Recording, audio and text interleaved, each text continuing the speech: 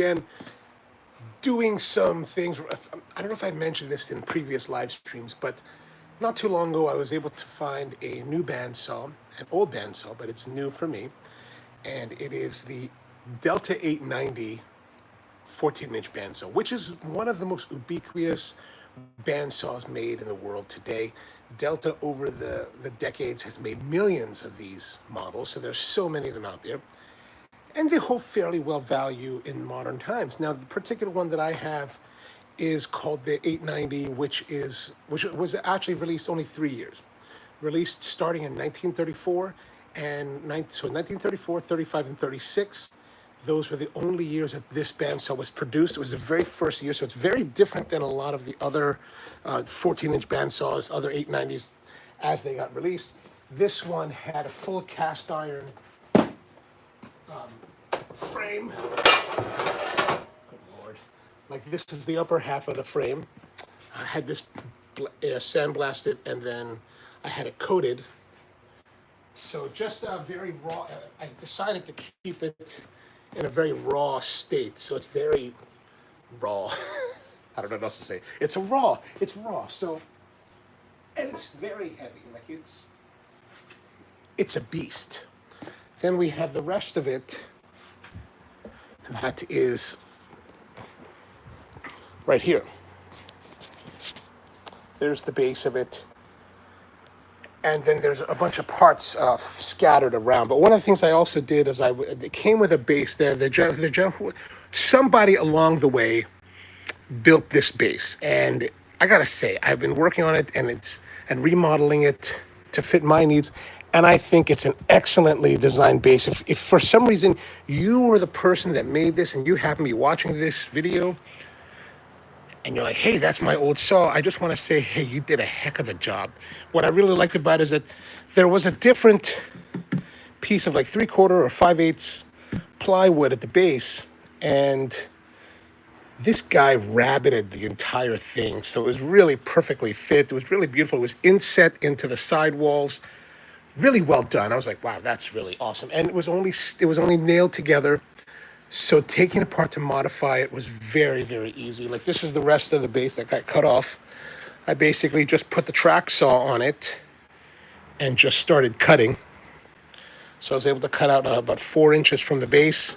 I was planning on reusing the original bottom, but I didn't get, because it ended up being, since it had been rabbited inside the walls, it ended up being too narrow and too small to actually fit in the shortened base. So I was like, So I just cut a whole new fresh piece of 3/4 inch plywood.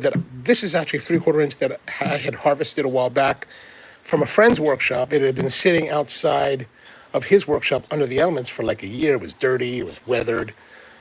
I just hit it with in this case, I hit it with the Bosch GET 75 6N, the heavy duty, like Rotex style gear-driven sander, and just cleaned it up and made it look nice. Then assembled the base. I did a lot more of a simple job. I didn't do as quite a masterful assembly as that other guy.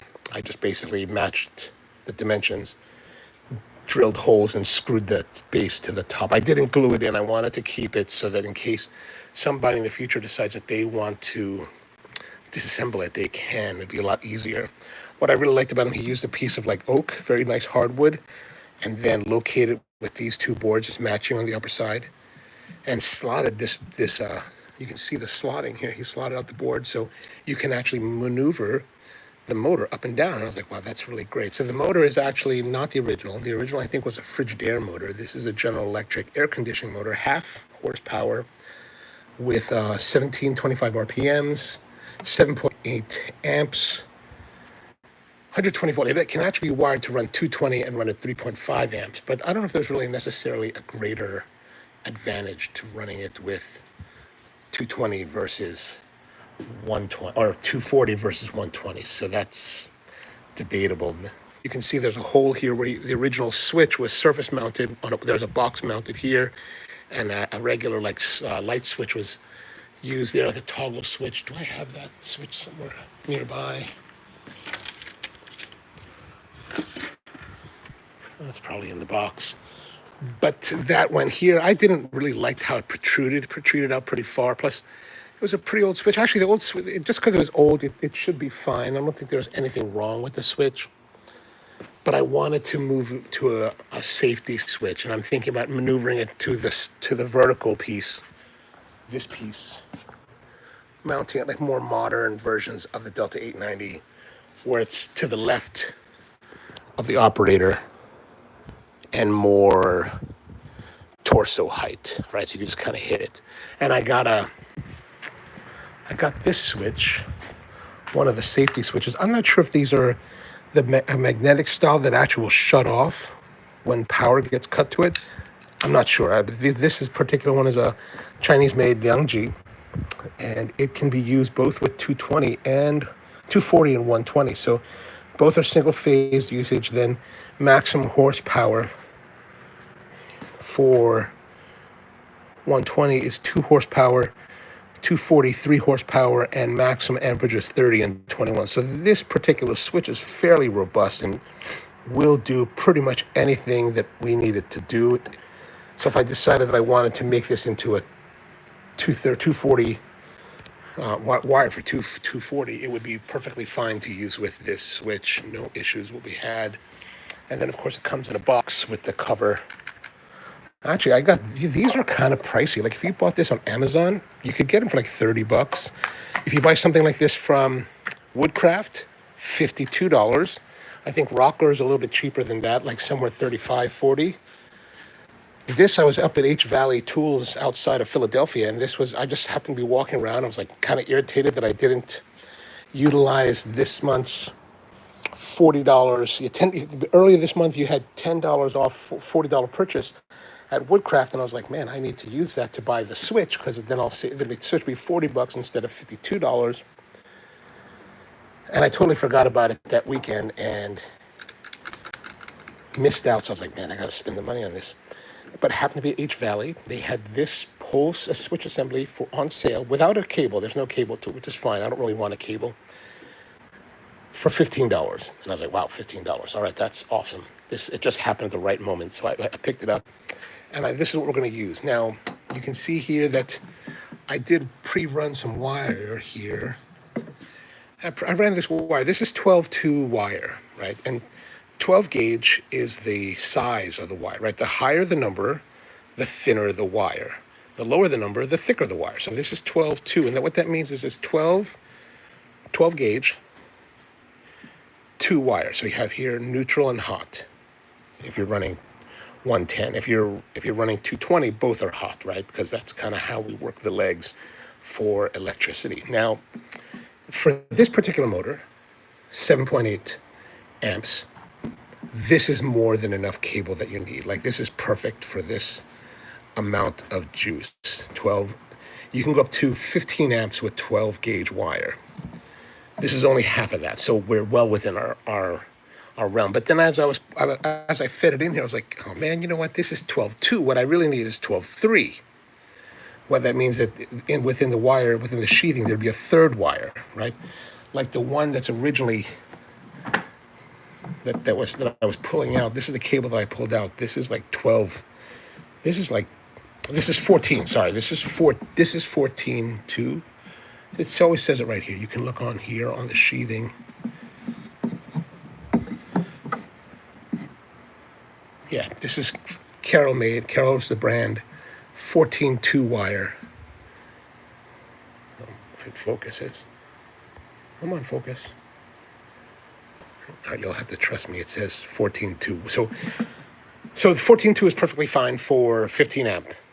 That's totally fine. If this happened to be 14.3 wire, so we'd have a third wire like this one has, the green for ground, then I would totally have used this. But since I realized that, this is only 14.2, I need to get 14.3. So I ran to Home Depot and I was like, and then I was thinking about it and I was like, you know what, might as well get 12. This is 12, like the original one was 12. So I might as well get the 12.3 cable, and that will be perfect. Now the reason I'm replacing the cable because the other cable was really brittle. The original cable from the saw is over here. Let me grab it.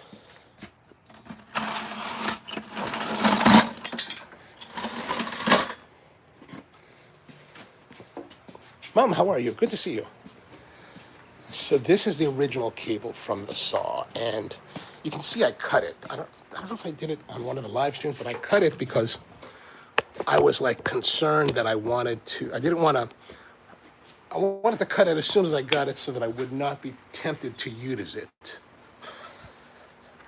Because, we're always kind of cheap, and, we always think that we want to use it. Now, this is probably the cable that came with the saw originally, because it's pretty old. It's very like, you can see it's not so, it's a little bit flexy, but it's kind of brittle. And then there was a point where, I think I cut it at that point, but there was this was perfectly fine. This actually worked well. Like when I was testing out the bandsaw at the guy that I bought it from, I mean, this is the cable. It was already made with it, so we used this, and no issues, right? But there was a split in the cable, and I mean the sheathing was completely cut through, and you could see both of the wires. So this is like 14-2 wire, right? You could see both of the wires exposed, and I'm surprised they weren't touching and arcing. And I was like, oh, that could be dangerous. So I thought, let me just cut that, and it was probably right here because you can kind of see how it's kind of rough. Rough on that, right? Rough there. But it's better to, this is, like I said, this is a 1934 saw. So we're talking 91 years old. It could be, it's 1934 to 36. One of the things about saws of this era, Delta had not started doing serial numbers in. So it's hard to say exactly which one this saw is. So we have to hypothesize. But still, 90 years old. Time to replace the cable. It's a minor expense considering you have an electric fire and everything catches on fire and your house burns down. That's a bad thing. So we don't want to have that. So replaced it with that. So I went to the Home Depot and found this cable. I decided instead of going with 14, like this is the 14-2, I decided to get 12-3. Much thicker, much more robust, will carry a lot more. This will hold up to 20 amps plus, maybe it'll run, 20 amps. I don't think I would run more than 20. Maybe you could probably squeeze 25, 30 amps out of it. Maybe. I think for 30 amps, I'd want to go to 10. But this, this was like $1.98 a foot, so not terrible. I got about 12 feet. And what we're gonna do is we're gonna wire it up and put it into the box. Because before I modified, so like I said, I modified this box. So after cutting it, well, the main thing is there was feet on it as well, like these little nicely done feet. Like I said, the guy that made this, he was a real craftsman. Like he really made it a beautiful base. I'm really, really I'm both impressed and quite lucky that he was the guy that did it. Whoever you are. But I wanted to have this on wheels because I just need to have, you can see everything's a mess in here. Everything's kind of jumbled. So I need to have things moving around so I can reset. And it is a pain. I have to reset for every operation, which is, not the ideal. The guys that work in real shops, they have everything set up and they just go and work. But I'm not a real woodworker. I'm just kind of doing this as a side hobby, right? So I cut the base down and I wanted to put the casters. And the reason I had to cut the base down is because I put the casters on originally, which was going to raise the height of the table of the bandsaw to 48 inches, somewhere between 47 to 48 inches. And I was like I'd have to work like this, which, I was like, man, I guess I have to do that. I guess I have to work. I was like, okay, that's too high. I went to see a couple of the wood crafts around in the region as I've been traveling, and I stopped by to look at all the bandsaws that are out there, and I was measuring the table heights, and they run somewhere between 38 to 40 inches height from the floor. And I was like, okay, 48 is way too high. There's no way I can get around that because, of course, we've got the 2.5 inches here. There was an extra inch from the feet, and then the thickness of whatever this is, and then this whole thing. So I cut those 4 inches out from the base, added this back, got rid of the feet, put the casters back on. And these are great casters. These are double locking casters, which means that casters will spin and they'll roll. Once you click down on the lock, it double locks. It means that it not just locks the wheels from turning, but also prevents the whole assembly from spinning. So once you lock it down, like, it doesn't really move, which is what I really like. And I have it on pretty much most of the tool carts that I built here. You know, they're not the cheapest. I mean, they're not terribly expensive either. They're maybe like $11, $12 for 2.5-inch casters at the Woodcraft. But very nice quality, right? You know, some of the projects I've done, I've used like cheaper ones from like Harbor Freight. They're like $2, $3. They're perfectly fine. But when you want something that's really going to lock down and be more precise, those at Harbor Freight are just not quite up to the task, right? They're just not to that level that you really want it to be. So I put them in here, and now we're going to wire it up. Now like I said, I did try to install this 12-2. So what I'm going to do, I'm going to pull the 12-2 out of the box. Now inside here, there's the motor. Let me show you this. The motor is here. Here's the motor, and they used armored cable to run it to this junction box. Let me get a light here so we can see inside.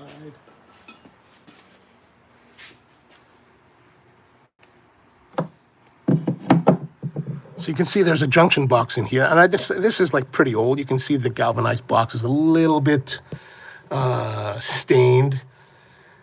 I decided to keep it because it's already here. I think hopefully I can still reach everything. The hard part is going to be putting another screw on here, putting the plate on, and then also adding in the grounding, right? So the one thing about this whole process is that everything is 2-wire. Like the motor is 2-wire. You see the black and the yellow, right? So that's 2-wire.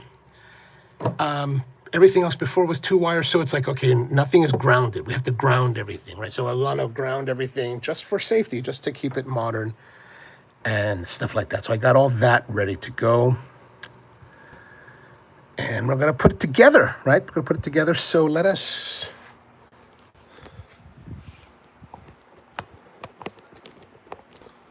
go over here.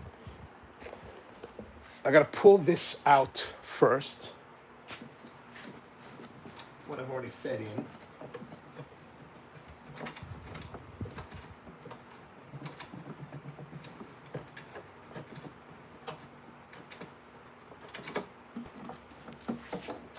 All right, so I've had this 12-2, I had this 14-2 cable for a long time.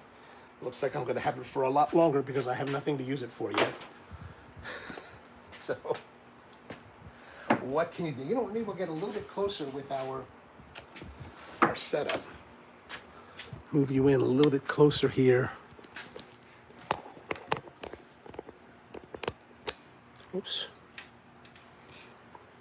Is that right? Yeah, okay, good.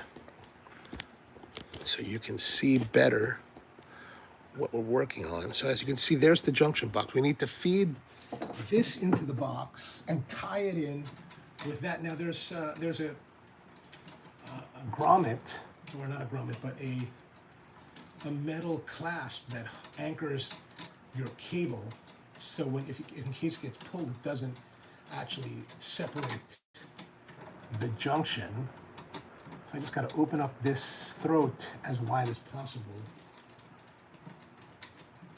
I'm just kind of feeling the depth of the screw, because the 14 is much bigger.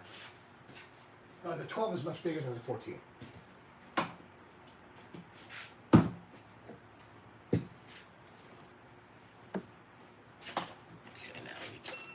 Open, get our cable out. The guy at the Home Depot was funny because he was like, we were talking and I was asking him to cut the wire, and he's like, oh yeah, you know, mother may I? And I was like, oh yeah. I said, okay. Like, you probably don't know what that means. I was like, what do you? He's like, you're too young. You're probably too young to understand that. And I was like, what are you talking about? I was like, I'm not that young. He's like, no, he wouldn't believe me. So I told him, I was like, man, I'm 56, you know. I was born in 1969. He was like, oh, really? So we're kind of somewhat similar in age. I said, I just look sexy still, you know. Okay, so what I'm doing is I'm just unwinding the cable. So now we're just now the key is to actually get. You can see it right here. There's the grommet. I need to fish that in and then pull it through.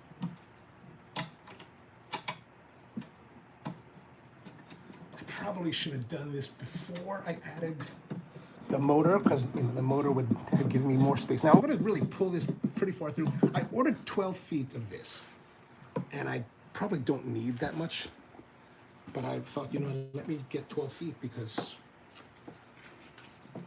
one never knows. I mean, it's better for me to burn more cable and have enough than to be cheap and run out of cable, because that's disaster. Like, then you're like... Also, the plan is not to use this cable as the cable that runs to the actual power outlet. I'm planning on, wiring it all together eventually, so that the actual power cable will be very short, and I'm going to bolt on a power strip to this cart, to this base, just kind of as a, thing. Okay, so let's see here. Tilt this down some. Here's our cable. So what I'm going to do, I'm going to cut the sheathing. I'm going to use a razor knife. You really probably shouldn't do it this way. This is kind of how I was done. You want to score it very lightly, right? Because it's very easy with a sharp razor knife to cut through the sheathing and into the actual wire that's beneath. And you don't want to do that. And I need glasses because I can't see. And my glasses are terrible. It's really been hot this week. Like incredibly hot here in Maryland. And I've lost the sheathing. Let's try it again. We're going to cut into the sheathing. Got to be careful with how deep you're scoring, right? Remember that the cable is actually wrapped. It's like braided and twisted underneath the sheathing here. The sheathing is pretty thick, so probably going a little bit too far up. I don't really need to go very far up. I just need to get it open. Once you get it split, then it kind of like opens up easily, more readily. Right, as you can see here, it's twisted, so it's like spiraled together. And there's my other cut. Why don't you help me?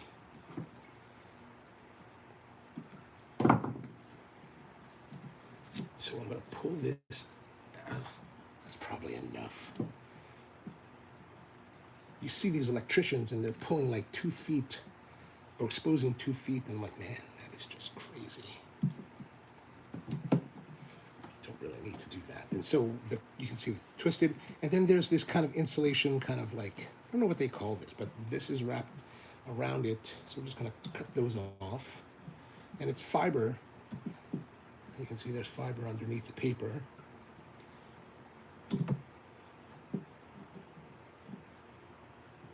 Oops, don't cut that one. And we've got this here. All right, so that gives us all of our 3 pieces here. Now, what I think I want to do, though, I do want to lengthen it more because I want more of the ground wire to be available. I want longer ground wire.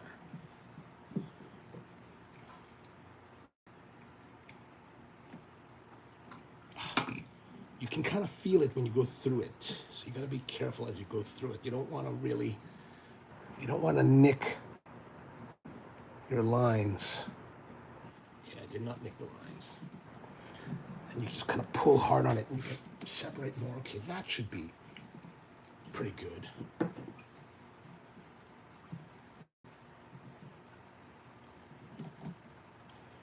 Now, I'm not an electrician. I'm not trained as an electrician. I've just been cheap and had to learn it on my own. But electricity or wiring is fairly simple. It's all very basic. It's very, very simple.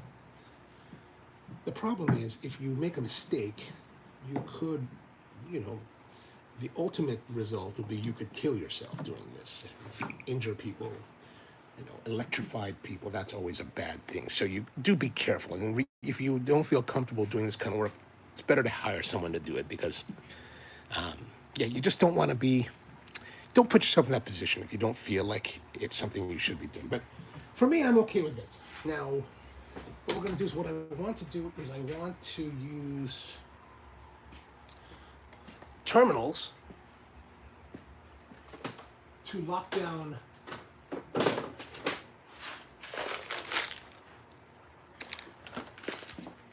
I hope I have the right terminals here. You know, you should always try to have all of your tools available when you need them. That's always one of the biggest problems. So I've got my little kit here of connectors. There's like spade connectors like this, which are typically fine, but if you really want something to lock down, it's probably better to use this type of connector because it's going to be captured in the screw and it won't go anywhere. And that's really what we want. Now, what we want to do is what we need to do is we need to ground this. I want to connect this to one of the terminals here because that's gonna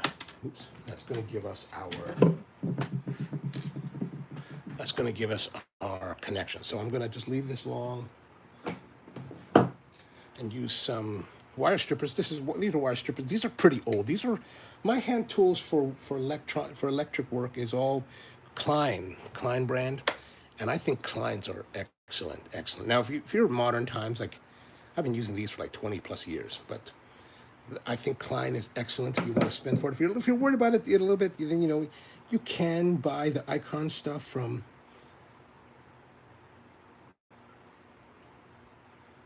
Harbor Freight. That stuff is decent enough. You just kind of probably should get new ones of these because I've been using them for so long. So we've got our twisted wire, right? So you can see the wire's twisted. And part of the reason that the cord is pliable is because of the twist. These are not the kind of Romex style wires that you have in homes. And this kind of slides in. You want to slide it in and make sure that, is that big enough?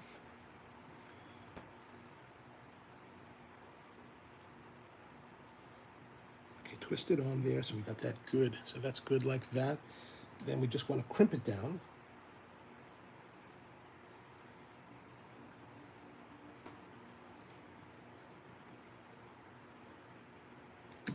Oops.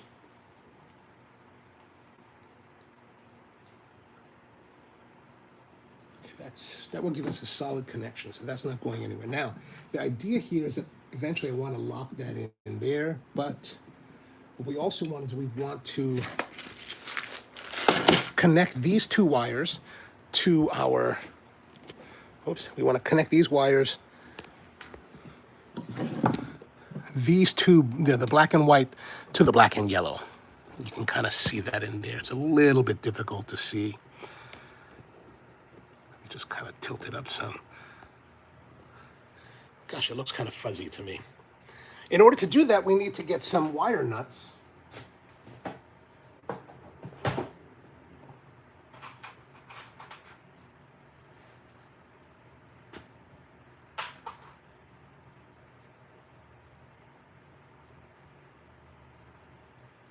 Actually, I could probably use this.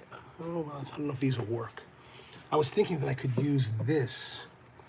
These are, I forgot the name of these, but these are more modern nuts connectors. You can do like 3, in this particular one, you can do 3 wires together. I don't know if all of them will go together. Let's see.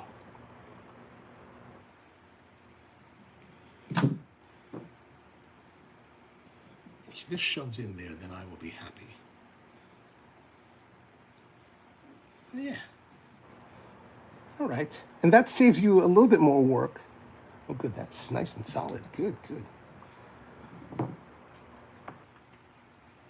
Knew there was a reason why I bought those. One more. And all of these connectors, and like I said, I forgot the name of these connectors, but they're really convenient, and they come in different sizes. So different thickness of wire, they will fit larger gauge wires. They have smaller ones for these are probably that one is not stuck in there. It needs to be longer. You should just be able to jam it in there. Yeah, there we go. We jammed it in there, and now we're gonna back feed this.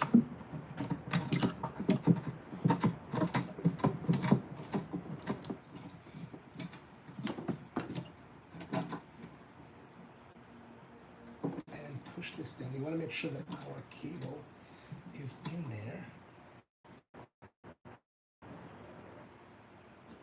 And what do we have to secure that spade bit? That's a pain in the butt.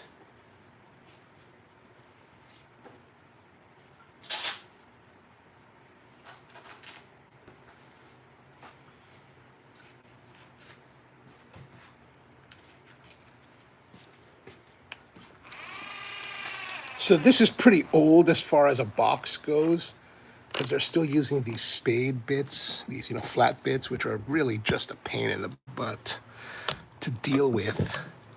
Modern versions of this stuff use Phillips head or have combinations. This one doesn't.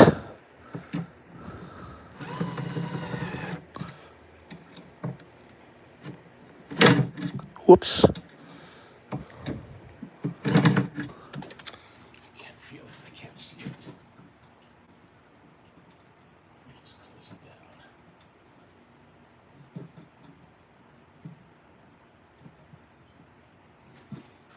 Now, I don't really foresee this particular connection coming under a lot of stress because of the way it's going to be mounted in here, but we definitely don't want it to be. All right, I can't even see what I'm doing there. So time to get a flathead screwdriver and just do it by hand.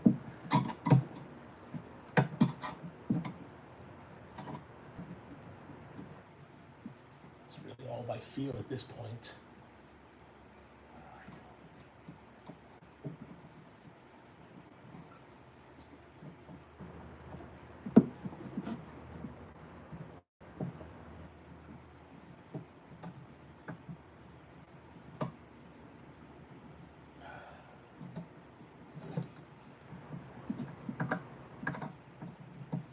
Just want to cinch this down really well so that it doesn't have any play. You can do it really, really far down, not a problem. Okay, that should be good. Now, we've got our cable here. You can kind of see them, so we're just going to insert them, and I think I can just shove it in here. Just got to find the hole.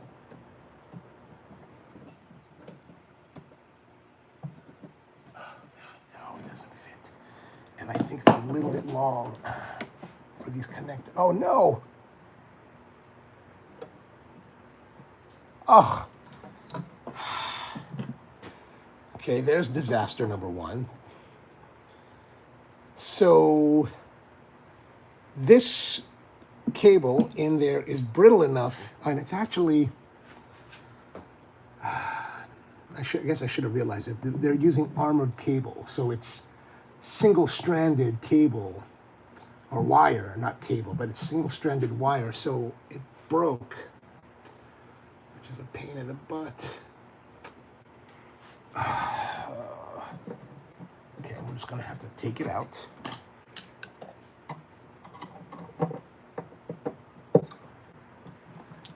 Part of me wants to now just take the whole motor out, redo the entire assembly, rewire this part too, because it's just like now that I had to take it apart, it's like, oh. This is lame.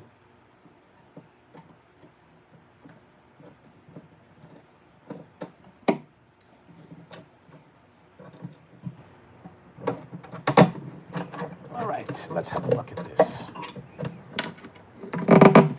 Nothing ever goes to plan. Nothing will ever go as smoothly as you'd like it to go. So here is our wire. It is broken here. It is also very thin. This is like 14 or maybe even 16 gauge wire. It's like, why is it so small? I don't know. Maybe I should just take it out. All right.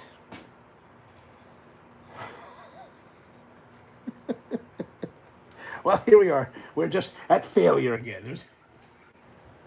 This is how it is. Like, this is how it is when you're doing projects. It's like there are moments of like success, and you're like elation from the success, and you're like, man, I am a woodworking or like whatever coffee god, and I've totally dominate and rule my kingdom. And then there's moments like this where it's like,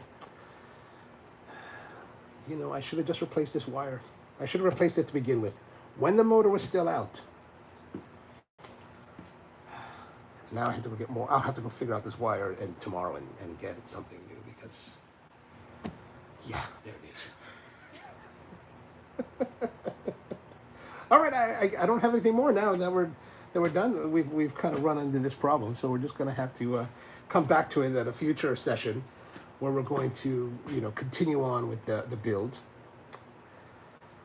I'll have to pick up some new wire for this tomorrow. Well, actually, what we can do is we can continue on a little bit longer and maybe remove our engine or motor.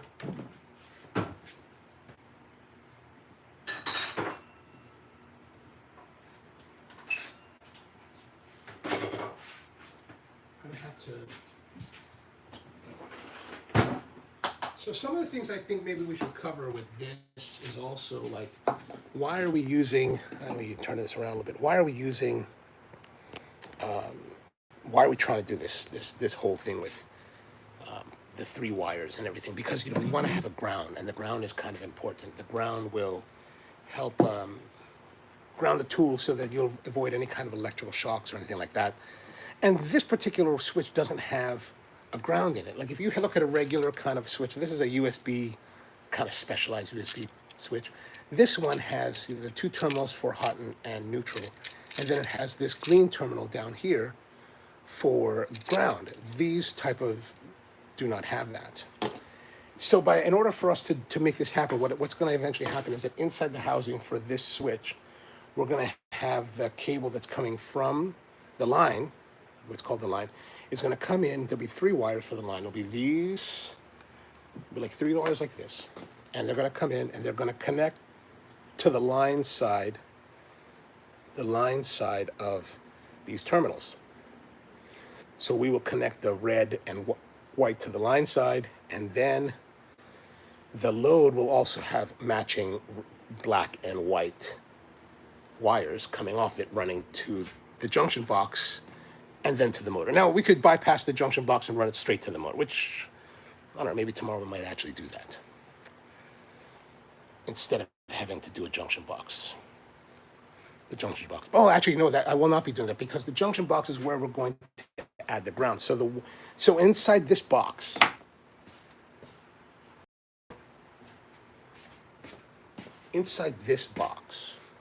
I'm actually going to run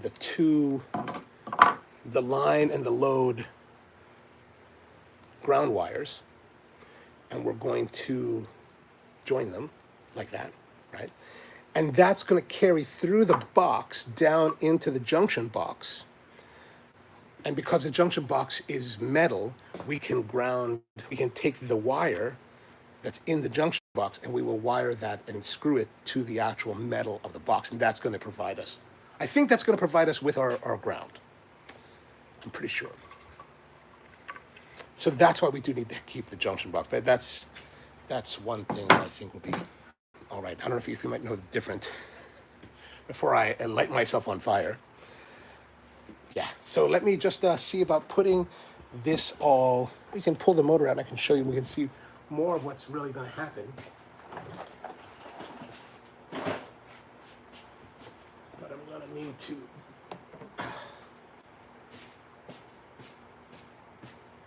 take the box apart a little bit.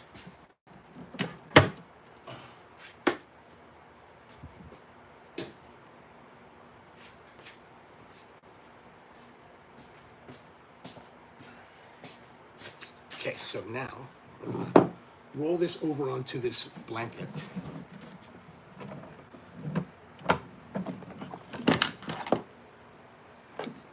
This has to come with us because it's still inside the box. So now I'm going to rotate this over.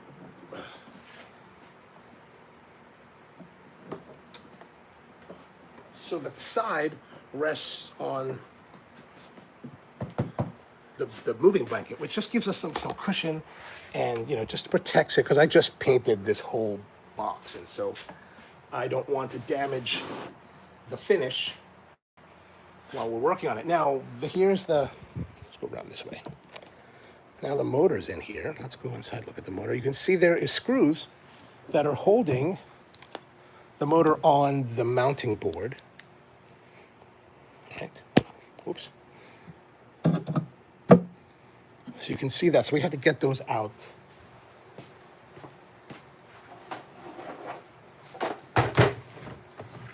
And we're just going to use hand tools to do that.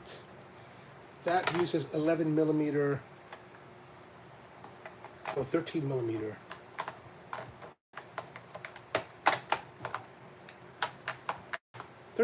Sockets. Pretty sure they're 13.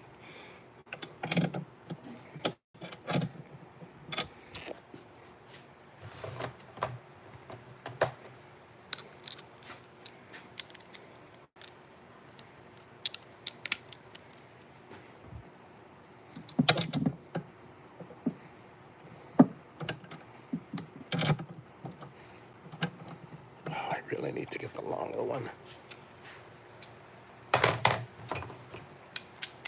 I don't think I did it this way earlier when I installed it.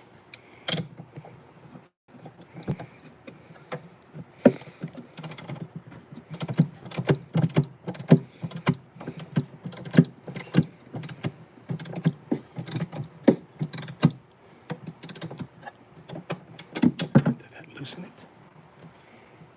What a pain. This is a pain in the butt.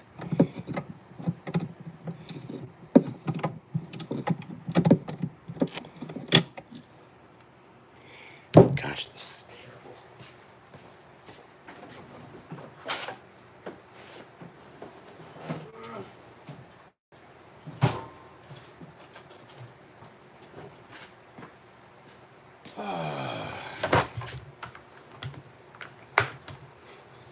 I think the harder part is that I have to work around the camera. Okay, 13 millimeter.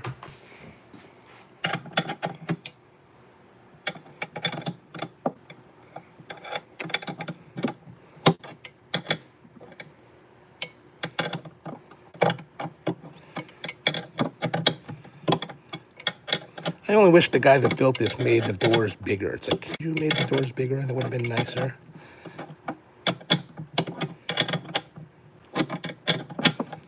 Gosh, how did I put these in? I don't even remember.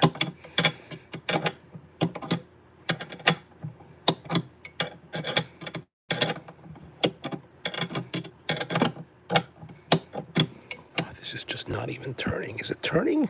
What's going on here?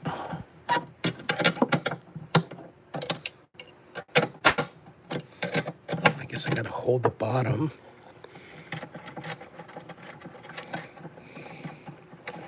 Okay, there's one.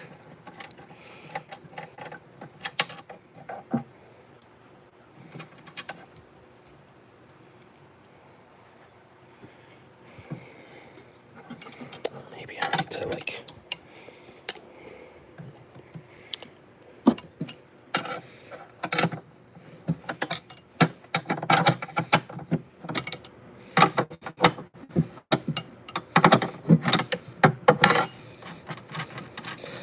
In case you haven't thought about this, this actually blows.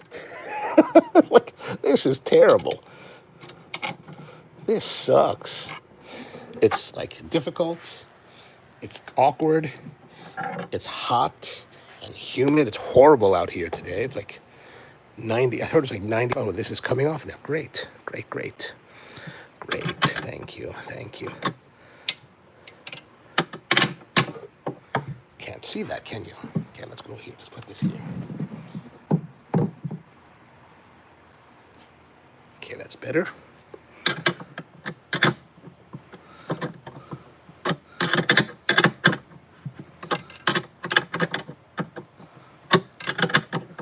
Gosh, this is so... How did I put this in? I think I recorded it for the main video of this. But what a pain in the butt it is to take out. I don't even remember it being this difficult to take out initially. Not strong enough yet.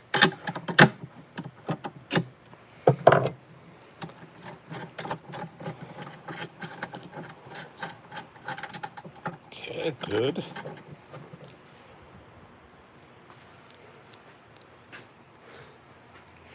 Oh, okay.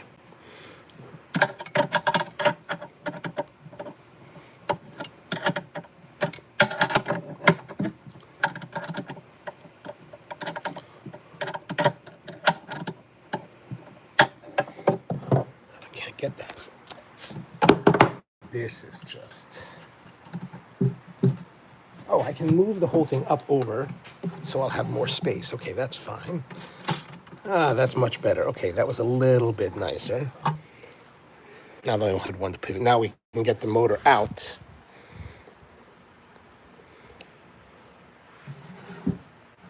Oh, it has to twist to clear the door. Oh,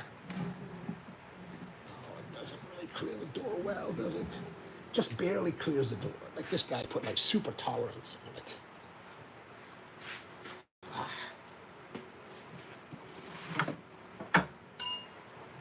Right. Okay, so here's our motor, and here is our wire. And this will unscrew. Just damaged all the work that you did on the case. Don't have to worry about that. Oh, great, it's totally twisting. Son of a gun. That's right, I forgot. Okay. When you're doing this, you want to... There's a plate here. Take this plate off. And this is where you're going to have your electrical connection. So I'm going to take this plate off, just loosen that there, that kind of slides. And now we can expose our wires and see here is our... So what I'm going to do is I think I'm going to end up rewiring this whole thing because this is just dumb. I'm going to put a different connector here to capture the wire, and then I'll have to put new spades on this. You can see it's kind of... There's spade connectors on there, so I had to put connectors and work all that out. So unfortunately, that means that this is probably all that we've done. 40 plus 50 minutes, almost an hour, and have accomplished zero. This is what woodworking is really. We've done woodworking today, and we've done nothing with wood. All right, so if you have any thoughts on the project or anything like that, let me know in the comments. Thank you very much for hanging out with me here and seeing what's going on with the Bandsaw restoration project. Maybe it'll be done this week. I don't know. Like I was hoping that what I probably should have done is never have decided to restore it. I should have just kept it the way it was. It was working perfectly fine, and I was like, okay, I had it apart because I transported it back home, and I thought, well, since it's apart, I should just totally redo it. It'll be much nicer, look awesome. But now it's just taking this longer project to do. All right, well, thank you very much for hanging out with me. Back again another time. Mom, good to see you. Always nice to see you, man. Always good to see you. So I hope you have a wonderful one, and see you next time.